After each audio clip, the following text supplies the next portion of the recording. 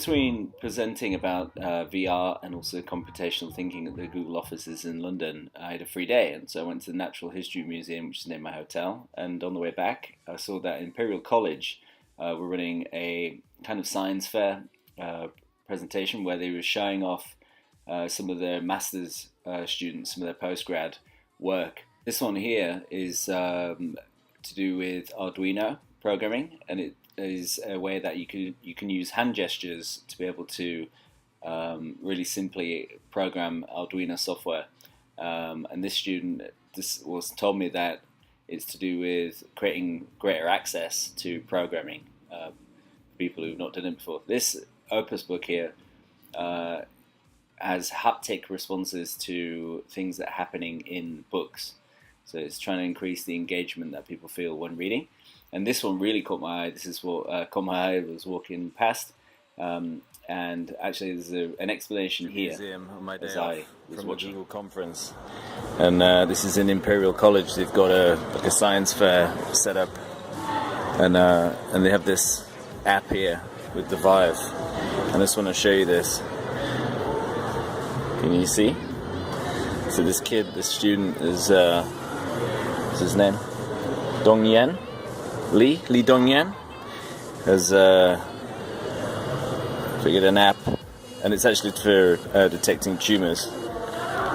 But this is what's interesting me, actually more than anything. And it's pretty accurate when I had the headset on. It works pretty well, particularly when you've got both hands out and it can distinguish between them.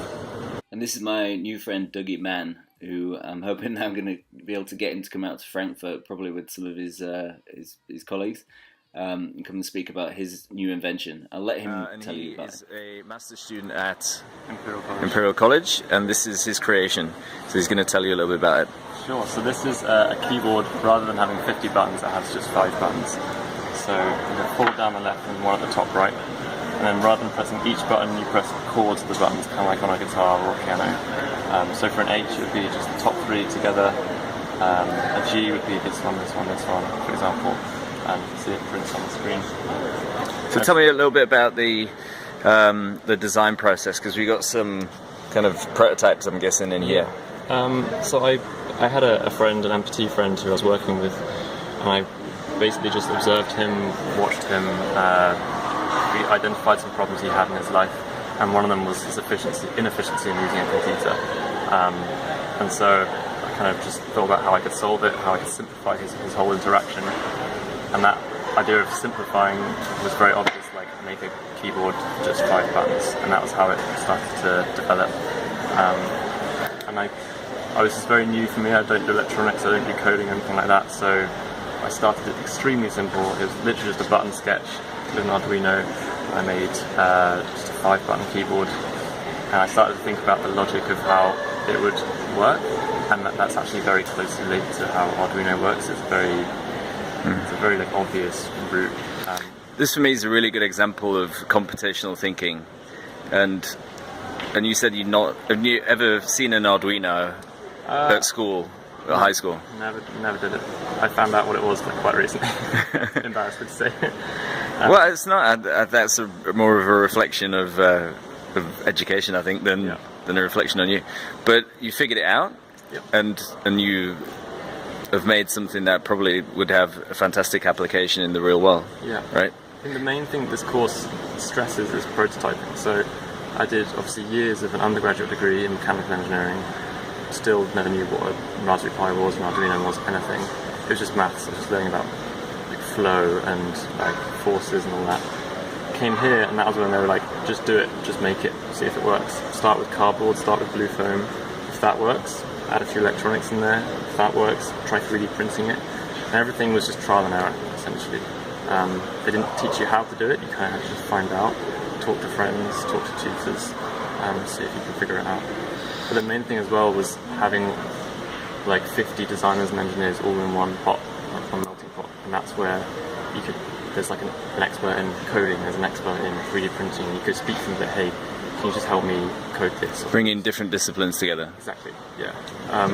And when you do that, like it brings everyone up, right? It doesn't bring those people down, it just Yeah, it's not a zero-sum game, right? A rising tide lifts all ships. Exactly, yeah. And that was how I learned. That was like how I got started. All right, Dougie, that's awesome. Thanks, buddy. No problem.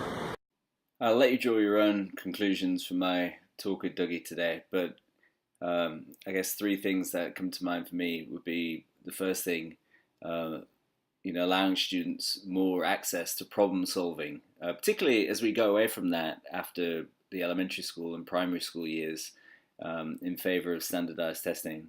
Second, giving them the skills, the technical skills in particular, to be able to access modern solutions to problems.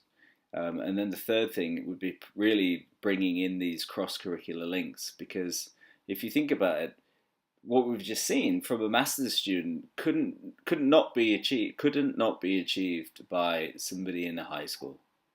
That was the whole thing I was thinking the time I was talking to Dougie, is that like if he had been given access to these things earlier and this way of teaching, then probably he would have been able to do this much earlier. And credit to him for doing what he's done.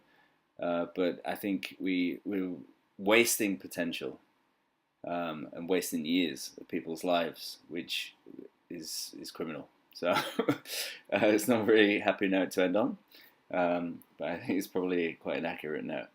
So goodbye.